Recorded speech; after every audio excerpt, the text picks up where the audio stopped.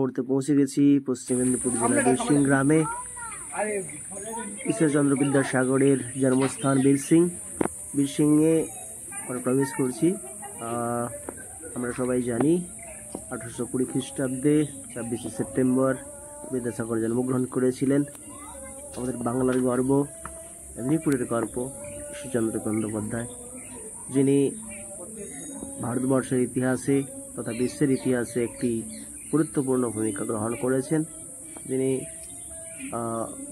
বিধবা বিবাহ প্রবর্তন করেছেন, বর্ণ পরিচয় লিখেছিলেন আমাদের শিক্ষার উন্নয়নের জন্য।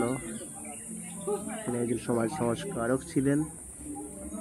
তো আসুন আপনারা সবাই বিদ্যাসাগরের জন্মভূমি জন্মস্থান দর্শন করুন এবং এক সুন্দর দৃশ্যকে অবলোকন করুন।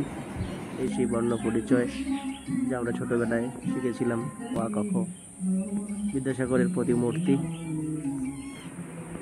আসুন আপনাদের সকলকে জানাই আমন্ত্রণ। আপনারা সবাই ঈশ্বরচন্দ্র বন্দ্যোপাধ্যায়ের বিভিন্ন লেখা আপনারা পড়েছেন, নিজের জীবনে সর্বাঙ্গীন উন্নতি সাধন করেছেন। সে বিদ্যাসাগরের জন্মভূমি একবার দর্শন করা দরকার। বিশেষ করে প্রত্যেক বাঙালির গর্ব বিদ্যাসাগরের জন্মস্থান একবার দর্শন করুন। অসংখ্য অসংখ্য ধন্যবাদ।